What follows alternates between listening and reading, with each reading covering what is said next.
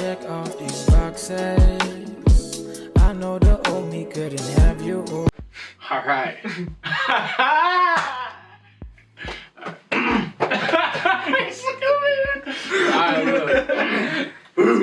Let that out, you know? Wow. Welcome to Right Here, Right Now podcast, where transformative conversation meets healing. I'm your host, Demierewright, and each week we dive deep into powerful stories, insights, and techniques to help you heal right here and right now.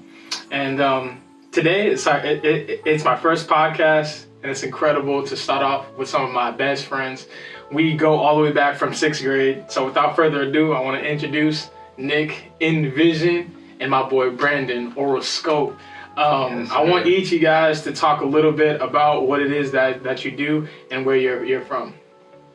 Okay, well, I was born in the city, so San Francisco, California.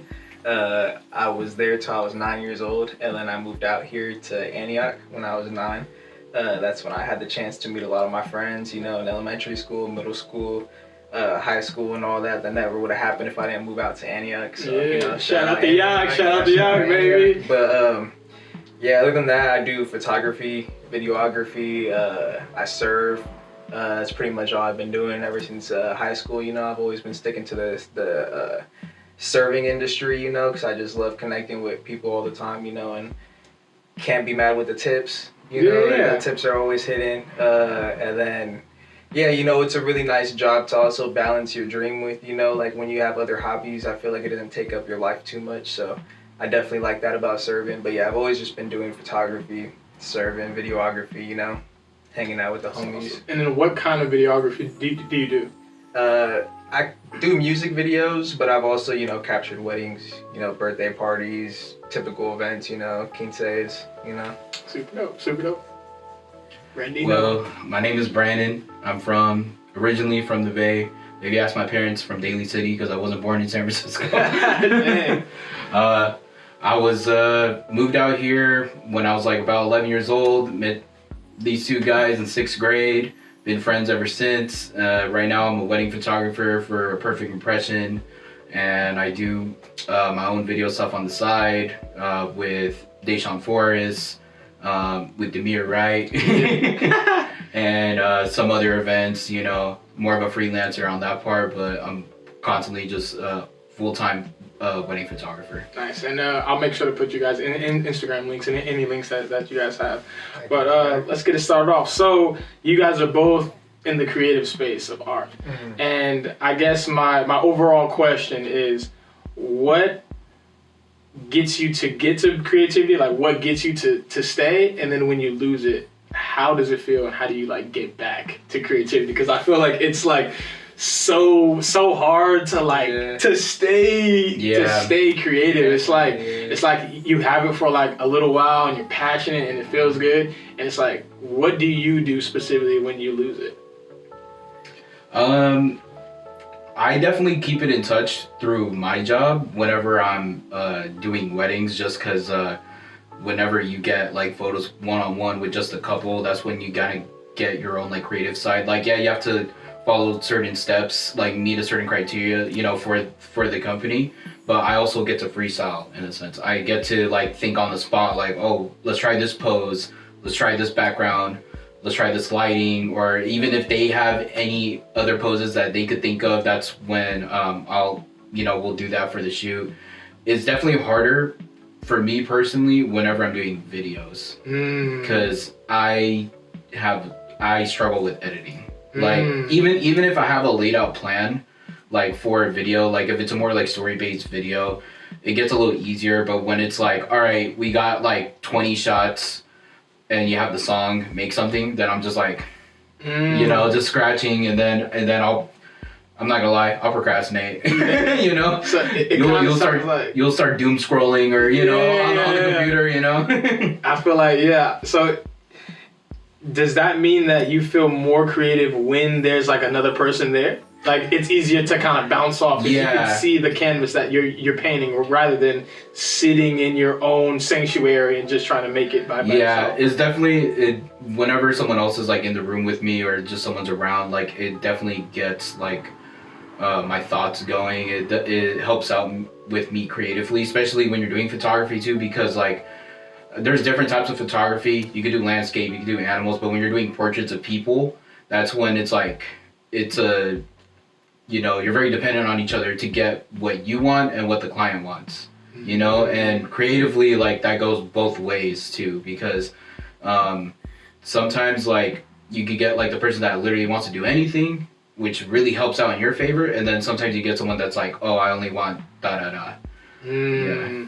And then that's when it could get like a little more difficult. Like, that's when you feel like you're getting like almost bare minimum sometimes, because you're not able to like do as much. You're not able to be as free. But you could still, because at the end of the day, in your line, it's still making sure that the client gets what they want. And especially on their special day. And I'll come back around about wedding photography and how much more that could mean, you know what I mean? Because it's somebody's like big day. It's something that maybe that woman or that person, I should say, has like dreamed about forever. So I'll get back to that. But Nick, like, in the creative space, how do you keep your creativity, and when you lose it, because I feel like that's inevitable in the creative space, how do you try to gain it back? So for me personally, I definitely agree that it's it definitely helps when you're with another person, with same aspirations, same goals and everything, or even just in an entirely different space of art, just combining with their art and just having someone around you just with the same motivation. It definitely helps a lot, just having those type of people around. And then, like, for me personally, I've definitely had my times where I could go weeks, months without even thinking about picking up the camera or just, doing any type of creative work that I'm normally used to doing as I grew up and everything, and I just have like small things, like I have a camera tattoo on my arm. Like sometimes like I'll just be getting ready, in the bathroom, just see it in the mirror, and it just is kind of like a slap in the face, It's like, because I remember like when I got this tattoo, like I remember how passionate I was at the time about all the work that I did and everything, and it just kind of like reminds me of that, and it kind of just like, it's just like, it's a good reminder to have, kind of, it's just like a good little like slap in the face, That actually brought me to a crazy question. Do you ever feel like there was a different person when you got that tattoo? Like, there's two different people. There was somebody who they couldn't wait to make it. They were like, there's no way I'm not going to make it without shooting it. I'm going to be behind this camera and I'm going to be shooting all these different people. Do you ever feel like since years go by as you do the same exact kind of art, do you feel like there's a different person who started to write to now? And do you feel like it's hard to tap into the old you? Or do you just keep reinventing you now? I would say it's I feel like in just a lot of different aspects, it's always hard to just tap into the same mindset you had at a younger age or just at a different time in your life. But for me personally, it's more of like, can you ask your question again? My bad. No, it's all good. It's more of like, so there's kind of two versions of you, right? There's the version who started out, and whenever you start anything, you're like on 10, you're like, man, I'm about to do 100 pictures a week. DM me right now. I'm ready to go. And it's like, as you get older or as you transition into different periods of life, you go through so many ups and downs that sometimes we kind of lose that first version. Like when I was making music, I was making music every day. I was hours on the bass, and then, but it's like after so much time, life kind of hits, life kind of beats you down more and more. You kind of reinvent a new version of you. And I felt like in music, it was really hard for me to get back to whoever I wanted to, be when I started out. So I guess my question is it, how do you continue to reinvent yourself without like the past passions, like holding you back? No, thank you for repeating yourself. Yeah, that's good. I would say like, it's just more of understanding that as you grow up, you become more aware to just so many things going on around you. It's like, as I grew up and I was so into doing all these projects, I'm like in my own world at like all times, like I'm in my room, I'm editing, not thinking about anything else around me, like not really a worry in the world, because I don't really, like, I was going through a phase where I just like, wasn't typically paying as much for all my bills as like the standard person could be out here in this area. And you know, I was like really taking advantage of that and using my time into all my editing and everything. And then as I grow up and, you know, like even with like COVID happening and all that, you know, it just like all these things that just make you question everything, you know, and just like just everything going around, you know, it's hard with all like so many different distractions, you know, like with COVID happening, it's like, oh, should I go outside? You know, should I risk it? Should I keep shooting? You know, should I go to this concert that's happening where it's like you got to wear masks and all that, but you can still come? It's just like questioning like your morality going through times like that too. It's like, should I be doing this? Or there's times where I'm in my room, like where I'm just editing and I'm like, should I be doing something else? You know, like just like little mind games that you could have with yourself here and there that just prevents you from continuing to push forward with certain like projects, or just having a consistent motivation each and every day to do these things, because your mind is just on so many different things. And I think it's important just to understand that it's like not abnormal to go through like phases where you're not as motivated, because we have so many distractions going on, you know, like besides our art, like we gotta worry about like our rent, you know, like how we're gonna maintain our living and all that, like as we get older, you know, like there's so many different factors that play into it now, to where it's just like you just question a lot of the things that you do each and every day, and like if you're doing the right thing, you know. So it's just stuff like that like at the end of the day, it's like I see that it stops me from chasing my dream as much as I did before, but I like to understand and like not hold it against myself, because I know there's so much more going on now than there was back then. You know what I mean? That so many more distractions and everything that just like make you just like fight with yourself in your head a little bit, you know? Yeah, no, thank you for that answer, man. It gave me so many aha moments in my life where I want to push forward, but it's like there's just so many different things, and it's like sometimes you could be doing something that you're passionate about, but if it's not paying your bills, is it something that's like worth it? Because we want to see the results right now. Not only do we want to be passionate and creative about something, we want it to be the reason why we get up, the reason why we could go on a trip, the reason why we could be financially free. But if it's not doing that, like in the very moment, it's like, how do you find the will to keep wanting to do it if your job as a server is doing better, or if your job here is doing better? Yeah, exactly. Brandon, I turned it to you, and he spoke a little bit about COVID. I wonder, in the COVID time, do you feel like that boosted your creativity, being able to sit and not be around people? Or do you think, because you kind of told me that, or you said out loud that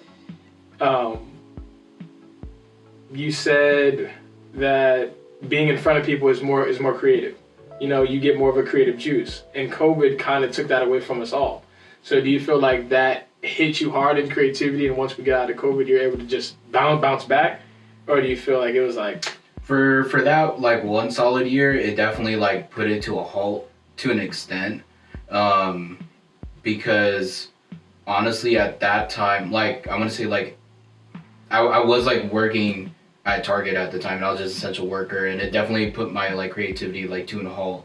And then, just, like, right after that, then, I was actually working with you again, and I was working with Xavier not that long after, and that actually kind of like kept the flame going, if you want to say, like with the creativity, because during that time during COVID, like I barely picked up the camera. Yeah. Like I think I got so bored one day, I literally just took a picture of a squirrel, like you know, just because I could. And it's like we couldn't meet anyone, we couldn't. I mean, technically, you could have like.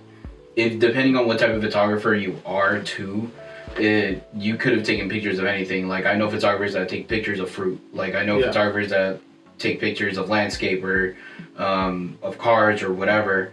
But because of like the type of art that I was trying to do, the type of, you know, content that I was trying to like make, it did put it to a halt. Like I couldn't do music videos with anyone. I couldn't. If I wanted to do a photo shoot with someone, it's like they had to wear a mask. You know, that's not it. Yeah, the vibe. And yeah, like that specific year, it definitely just came to a halt. And then, luckily, like, you know, things were lining up in 2021, and then eventually later, then got the vaccines and everything, and then that's when it picked up again, you know. Got you. And then Nick, you brought up an interesting point on just the different things halting you in life, right? Mm-hmm. And I wanna dig a little deeper in that, and it's like, how do you pull yourself out of those places? Because I feel like it's so different from like everybody, and yeah, and we just live in a generation where it's like, where do you seek the good energy to like bring yourself out? Because there's so many different vices that we can go to. We can dead scroll, we could drink, we could smoke, we can party, we can kick it, but it's like, what have you identified in yourself that can get you back out? Yeah, I mean, one thing that I always think about is just like making the child inside me happy. You know what I mean? Like the kid that I remember loving this art so much. You know, I want to like make that kid proud. You know what I mean? So that's something that always lingers in my mind whenever I feel discouraged or anything. You know, and just like I said, with like, I have 2 different photography tattoos that always remind me about it too, just of how passionate I was during that time that I got the tattoos and why I got them and everything. And then another thing is the same way how I feel when others around me kind of bring up projects to my attention or anything, or ever try to, like the podcast, for example, that we're doing right now. It's like something that's getting me out of a slump because it's making me do something creative and everything, you know, that I didn't originally plan on doing, you know, and it's stuff like that that I feel like I've also been able to do for other people sometimes when I do my photography. Like I used to get off of work every single day and just hit up some of my friends like, oh, do you want to shoot? Do you want to shoot? You want to go out and just film a short video or something, you know? It's just stuff like that I know could have possibly been getting them out of a slump too, you know? Like, that's awesome. You know, just models and all that, just wanting to get behind, like in front of the camera, but haven't had an opportunity to do so. So I feel like part of me could also be opening doors like that for others, and all it takes is for me to like do my part in all of this, you know what I mean? It's fire. It sounds like you've been able to create community. Sounds like you've been able to like use it as a resource, and to the extent of now, that one just died. Now it gets back to you. And what should we do? Hold on. Yeah, perfect. Okay, perfect. All right. Just start from the top, from your question. Yeah, so no. So it sounds to me like you've been able to create community, and to the point where you put so much positive energy into it. When you're in a slump, people pull you out, but when they're in a slump, it's almost like you're given some kind of like gut feeling of like, you know what, like let me hit up these people, and sometimes they'll, you know, it'll be like reciprocated in life. Exactly. I think that's like super fire. And it's cool that that this podcast may be pulling you out of something or just throwing you into something. And it's kind of like, that's kind of what creativity is like, right? It's like that freedom that we used to get as a kid, where it's like, let's just do something. And now that we've developed like that skill, things like this, or just creativity in general, is cool to just throw around from like friends. Brandon, what is something that like inspires you or like keeps you creative? What's one of your biggest inspirations? I should ask. That's a tough one. I mean, I get most of my inspirations just from like movies that I watch. If I like, I really like, there's a cinematographer called Greg Fraser, and he makes a lot. He's in a lot of like big budget movies, and he's done the cinematography for the Batman. He's done cinematography for the creator of Rogue One. What was it? I think War for the Planet of the Apes.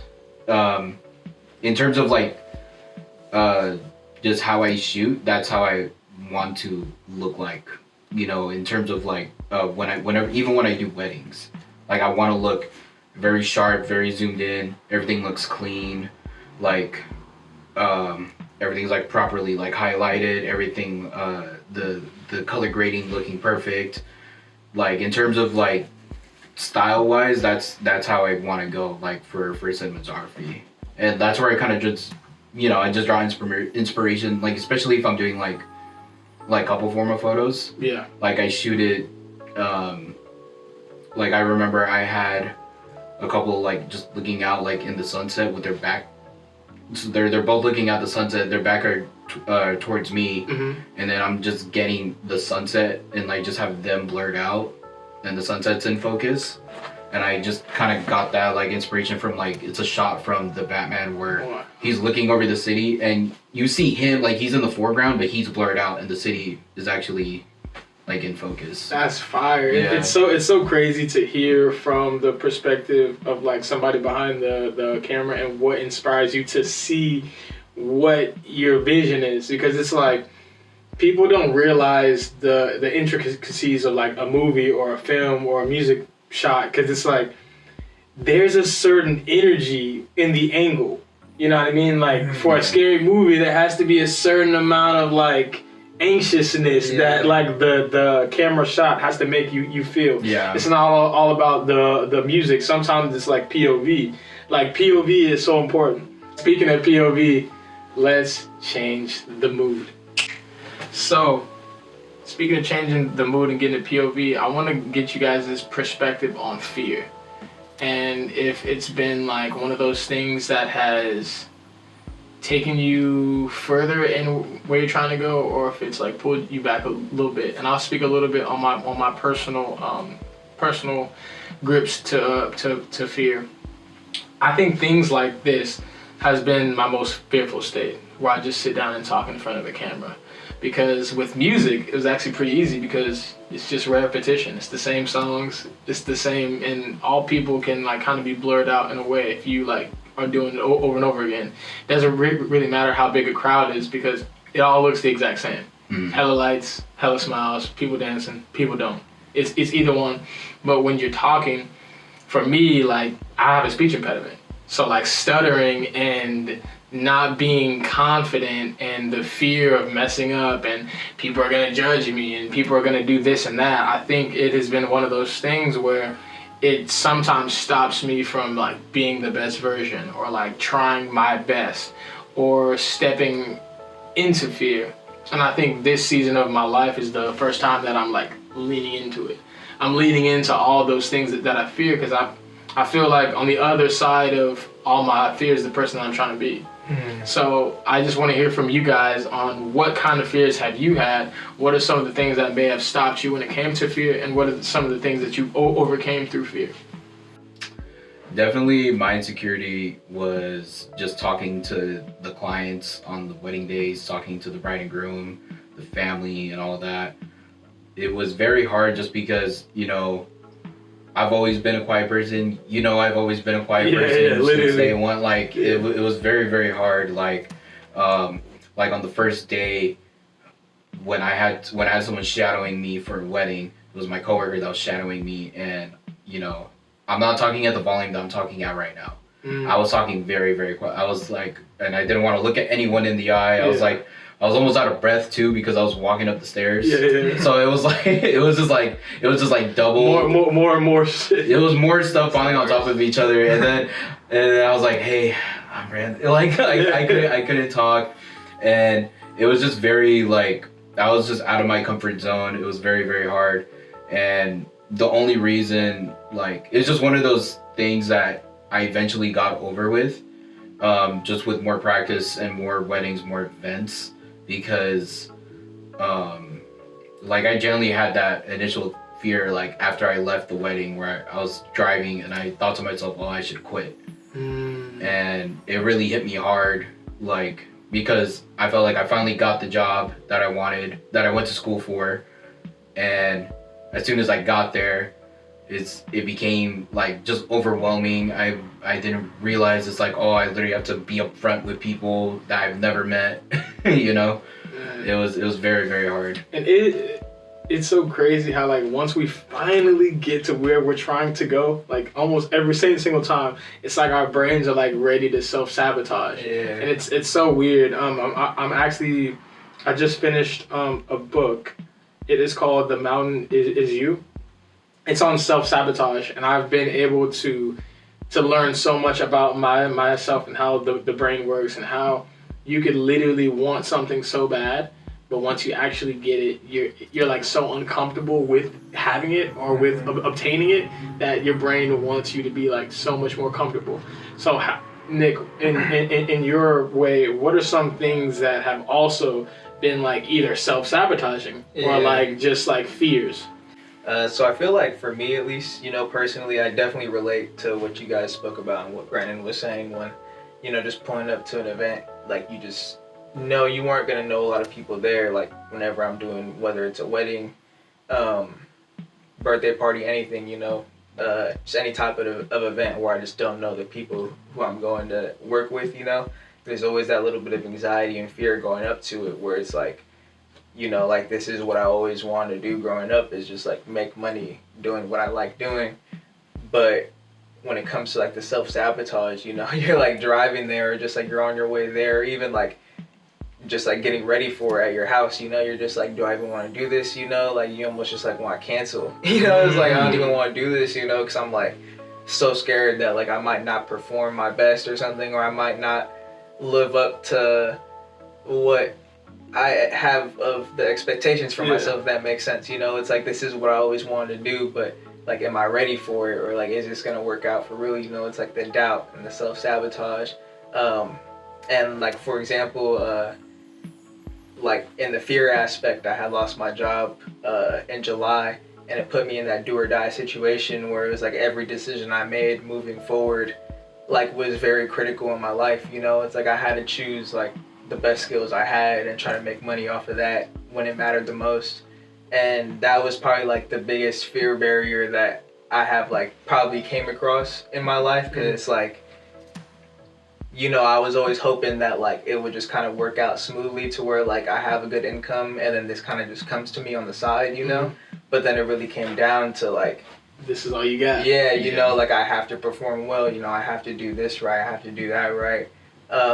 But one thing that always just got me by is just thinking about like my inner child, you know what I mean? Just trying to like make my inner child proud, you know, just like this is something that I know I've always been passionate about, that like if I pictured myself as a, like while I was a kid, just as someone older, like I would picture myself killing the game, you know what I mean? Like just going crazy, like not thinking about anxiety being a factor or anything like that, you know. So it's like that's something that I want to be able to use as a factor that pushes me forward and makes me break through these fear barriers and everything, you know. And also just like having the right inspirations, you know. Like for example, I grew up watching wrestling, so like I think about wrestlers coming out during their entrance, you know. I've heard them in interviews talk about how anxious they get and how scared they are to walk out onto the stage in front of everybody, and then right when they get out there they just feel good, you know. They feel like powerful, they're like this is what I'm meant to be doing, you know what I mean. And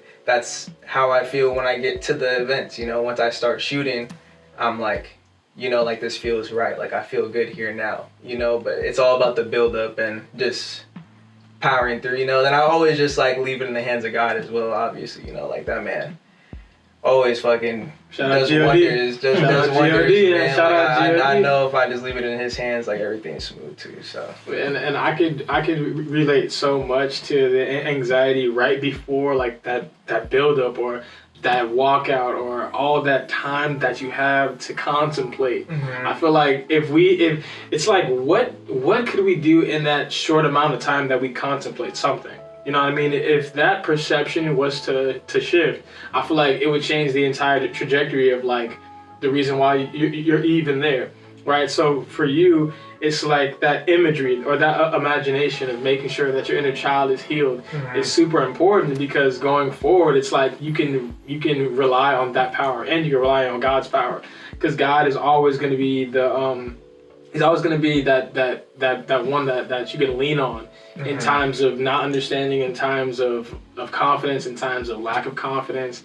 And it's just super important that you do have God, and that you do try your best to keep him in the center of everything that is that you do. So I wanted to talk a little bit about our friendships, because it's so funny that like we've had our anxieties and we've had this and that. In 6th grade, I don't even know what anxiety was. Yeah. And it's like we've kept the same friend group. There's like, I don't even know how many of us it'd be, but it would definitely fill up a lunch table. You know what I mean? Yeah. And it's crazy how we've been able to keep our funny. We've been able to keep ourselves. We've been able to keep our inner child. And I feel like my inner child is healed when we all get in a group. And it doesn't matter who you are. We poke fun at every single person. And it's like you're able to still be. And I think we are in a blessed situation to still be able to keep all these friendships and all these times of fun and laughter. And I know a lot of people don't. Mm-hmm. So it's funny to see both of you guys, like, or all of us, like, evolve in personality, but still kind of remain like exactly like who we are. Yeah. Yeah, and I think it's just super dope. And I actually want to share like a funny story with me and Brandon because I've never gotten to capture it on camera. But the first time we met, I think we were in band class. Well, first time we met, we were like 6th grade. Yeah, 6th grade. And we didn't have band class till like 7th. Okay, so I'm not sure what happened in 6th grade that we met, but I know it was raining. It was like the last class of the day. You had the same last class as me. Yeah, do you remember what class it was? I don't remember exactly which class it was. That'd be fire. I just remember it being a class that like almost everyone was in it. Like I remember Noah being in there. I remember like Ray, like I remember everybody being in that same last class. Yeah. So, bro, long story short, bro, we were in this class and it was raining, bro. It's pouring raining like bad, and I had to go home. Like, but I walk home. Mm-hmm. Brandon also walks home, but mind you, he lives like 5 steps from school. Yeah. Mind you, I live like 2 miles away, and I just walked up to him randomly, and I don't think we had ever spoken. I was like, "Hey, bro, I was wondering, like, did you have like an umbrella or like a hoodie or something that I could borrow?" And he was in like this like thin jacket, but it had a hood on it, and he was like, "This is my only jacket." And then he was like, "But like I live hella close." He's like, "If you walk me to the house, I could just let you use this and you could just give it back." Mm-hmm. And in 6th grade, it's not that deep because we all have the same classes every single day. It's not high school where you're not gonna see me. I can't just not show up to class. Yeah. So it was just crazy to like the foundation of our friendship to be like a random person like walking you home to use your hoodie. Yeah. And I think it's just a testament of like the type of person that Brandon is. I don't think I ever told you that like when I walked in the house, my abuela was just there and she was like, "Where's your jacket?" I just gave it to a random black guy. I actually don't know his name. Yeah. I changed the whole story like it was stolen. Bro, now that shit. But I got away. I got away. It's crazy. But let's wrap it up. We're coming to a close, and I want to end it on what message would you leave to the people who are watching? If there's one thing that maybe you've been struggling with, that you can just spread some knowledge, spread some wisdom, spread a little bit of game, what is one thing that you would say to the people if you could leave one message? I'd say whatever that people are working on themselves, whatever goals they have, I say like consistency is key, whether they want to be like in the medical field, whether they want to be an artist, singer, like do whatever you got to do. And like, you know, even if you're super fearful of like, you know, doing your first concert, doing your first video shoot, your first photo shoot, fearful of like taking, you know, really hard classes or whatever, like just do it. Like at least you'll be able to say to yourself like I did it, whether or not the outcome was good or not. And just keep it consistent, you know, because the more you do it, the more hard work you put into it, the better the payoff is gonna be. I think that's so powerful to just not only to just go out and do it, but you said something about the outcome. I think a lot of times when we're doing something, we're so focused on the outcome and how it's supposed to look. Like, let's say we want to do music, right? You're thinking about being in front of 4,000 people, and you're thinking about kicking it with all these cool people and going to all these parties, when in reality is the journey is the most special part. Learning how to mix, learning how a camera works, learning the settings, learning like how it is to talk to a client for the first time. Those are the things that you look back on, you're like, that was the best part. Because once you get to the outcomes, like, you're already here. Now what? But what you do have is all that experience. Yeah. And I think even though I personally don't do the same thing that I set out to do, which was singing and stuff, I think it's incredible that some of those things I actually take into this space, because I had to speak in front of a whole bunch of people at one time, and now it's only a camera, but it's still the same amount of still the same amount of anxiety and anxiousness that you have to take, you know? Yeah. What's something that you would say? You know, I would just say to keep in mind that time doesn't stop, you know, no matter what.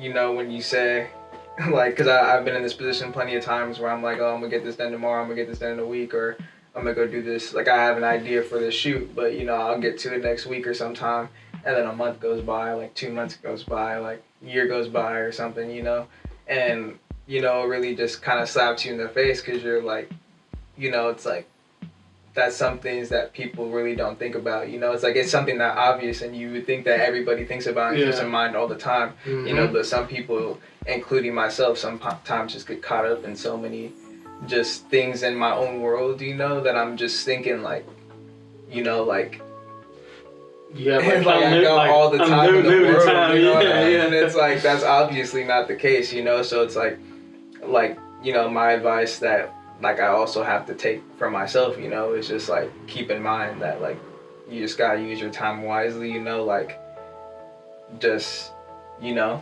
do what makes you happy, keep your friends and your family close, you know, continue to just, like, trust in God, and, like, I feel like everything is gonna be okay, you know, as long as you just, you know, be as good of a human as you can be kind to people, you know, and yeah, definitely. Biggest thing is, like, keep all your friends and the people you care about close. You know, so I love that. I think it's really powerful that you talked about not only time, but it's like the energy that you use in that is damn near even more important, because sometimes you might not have unlimited time, but you do have or I should say it in a different way. You don't have 100% of your time for all these things, but you can use 100% of your energy towards something. And I think one of the ways that I use in my life coaching when I have clients is I give them the 5-second rule. And you count to 5 and you do whatever it is that you had on your mind, whether that was getting up out of bed, working out, editing a video, washing some dishes, and I think it's been transformative for me because it keeps me accountable. It's like in 5 seconds, I could change the perception. I don't like going to the gym. I'm gonna be honest, I don't. But if I count to 5 and I get it done, it's kind of like the entrance of walking out. It's like I disliked it. I was anxious. I'm trying to go home, but once I'm there, I'm like, all right. Yeah. You know what I'm saying? Now I'm here.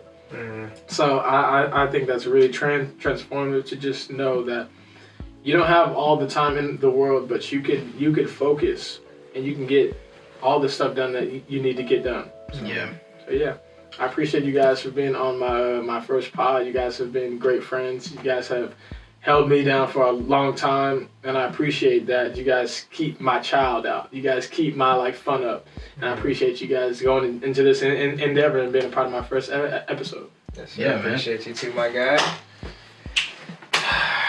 We out of this G thing. Yes, sir. Episode 1 in the books.